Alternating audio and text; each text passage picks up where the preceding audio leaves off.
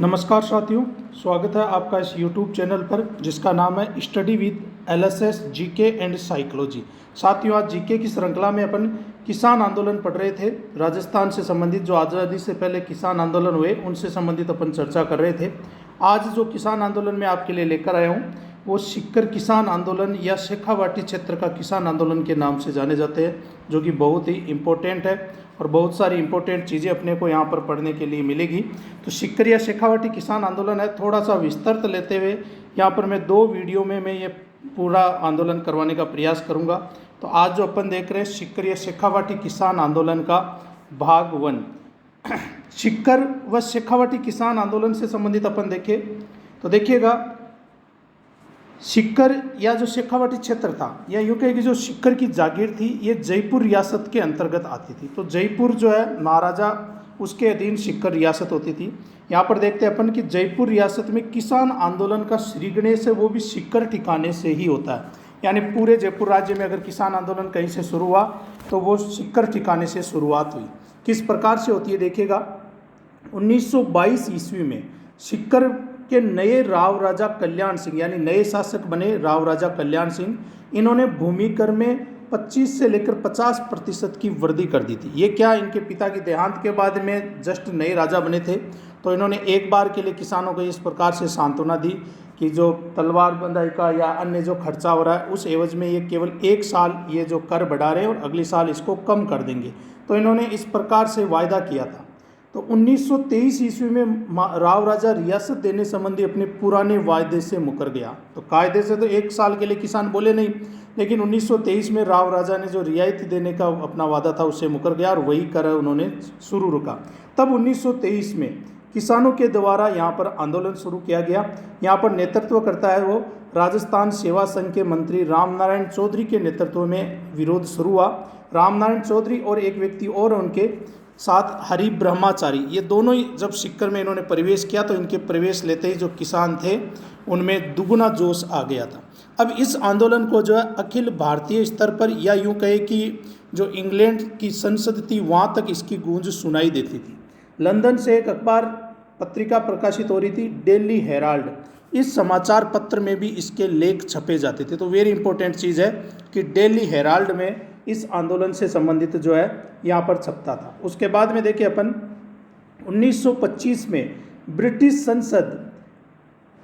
संसद के निचले सदन हाउस ऑफ कॉमन्स में लिचेस्टर यानी पश्चिम से लेबर सदस्य जो थे सर पैथिक लॉरेंस, इन्होंने किसानों के समर्थन में ब्रिटेन में आवाज़ उठाई थी। तो यानी इस आंदोलन की गूंज ब्रिटिश संसद में भी गूंजी थी और आवाज़ उठाने वाले लेबर सदस्य थे सर पैथिक लॉरेंस। ब्रिटिश सरकार की सलाह पर राव राजा ने भूमि सर्वेक्षण कराया, लेकिन उसमें छोटी जरीब का उन्होंने उपयोग किया।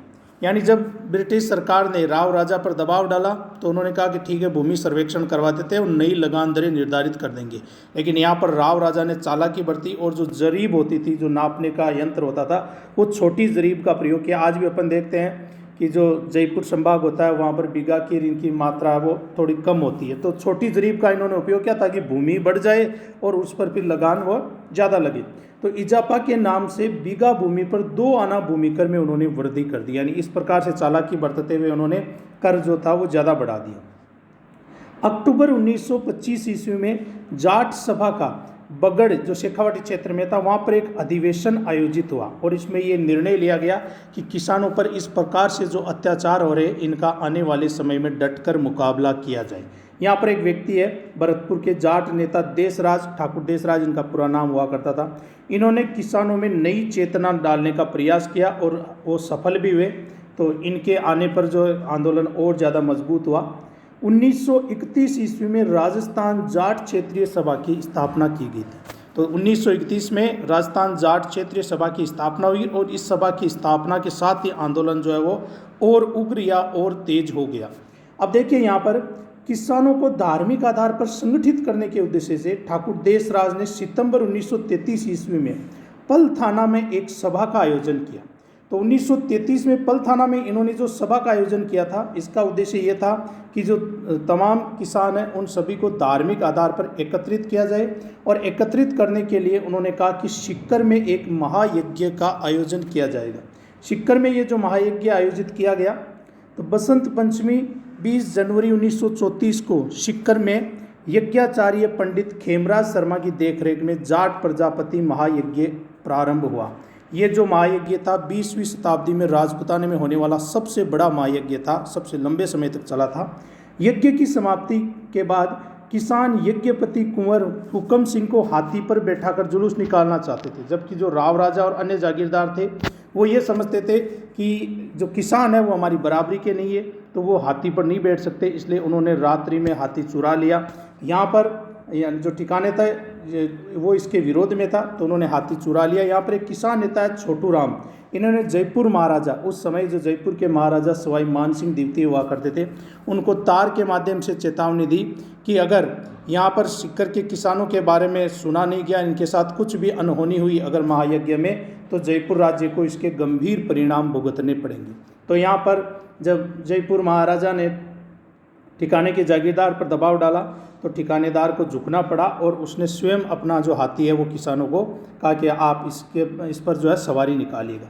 यह आंदोलन या ये जो यज्ञ था ये 7 दिन तक चला था। तो देखिए 7 दिन में चले इस यज्ञ में राजस्थान के किसान तो सम्मिलित थे ही, इसके अलावा उत्तर प्रदेश, पंजाब, लुहारू, पटियाला और हिसार से भी लगभग 3 लाख लोग यहाँ पर पहुँचे थे। तो बहुत ही ज़बरदस्त ये किसान आंदोलन था या ये जो सम्मेलन हो रहा था यज्ञ। इस यज्ञ में देखिएगा जो जागीरदार थे उनके खिलाफ यहाँ पर भाषण भी दिए जाते थे। तो इन्हीं भाषणों को सुनकर जो राव राजा था वो थोड़ा सा क्रूर हुए और उन्होंने जाट सभा के सचिव चंद्रबान को गिरफ्तार करके 6 सप्ताह की जेल और 51 रुपये के जुर्माने का दंड भी दिया था। यहाँ पर देखिएगा 20वीं शताब्दी में राजपूताने में होने वाला ये सबसे बड़ा यज्ञ था। दूसरे अपन और देखते हैं तो सीहोट के ठाकुर मान सिंह द्वारा सोतिया का बास नामक गांव में किसान महिलाओं के साथ दुर्व्यवहार किया गया, जिसका विरोध करने के लिए 25 अप्रैल 1934 को दिन निर्धारित किया गया और कहा कि जो सीकर के पास कटराथल स्थान है वहां पर एक महिलाओं का सम्मेलन आयोजित किया जाएगा। इस सम्मेलन की अध्यक्षता किशोरी देवी के सानिध्य में होनी थी। तो जो सरकार थी, राज्य सरकार थी, उन्होंने इस आंदोलन को रोकने के लिए धारा 144 लगा दी थी। इसके बावजूद भी 144 धारा लगने के बाद भी इसमें लगभग 10,000 स्त्रियों ने हिस्सा लिया था। तो इसकी अध्यक्षता की थी किशोरी देवी ने। 25 अप्रैल 1934 को कटराथल में ये आयोजित हुआ और 10,000 स्त्रियों ने इसमें हिस्सा लिया था। किशोरी देवी के अलावा यहाँ पर और महत्वपूर्ण जो महिलाएं थी उनमें श्रीमती दुर्गा देवी शर्मा, श्रीमती फूला देवी, श्रीमती रमा देवी जोशी, श्रीमती उत्तमा देवी, ये प्रमुख महिलाएं थीं जिन्होंने भी इस आंदोलन का नेतृत्व किया था। तो इस प्रकार से अपन जो सीकर किसान आंदोलन है इसका एक चरण यहाँ पर पढ़ते हैं। इस चरण में अपने जो यज्ञ हुआ इससे संबंधित जानकारी मिली। इससे आगे वाले जो चरण रहेगा वो मैं नेक्स्ट वीडियो में लेकर आऊँगा ताकि विस्तारित चर्चा अपन कर सके। तो साथियों, अगर आपको ये वीडियो अच्छा लगे तो लाइक करें, शेयर करें और सब्सक्राइब करें।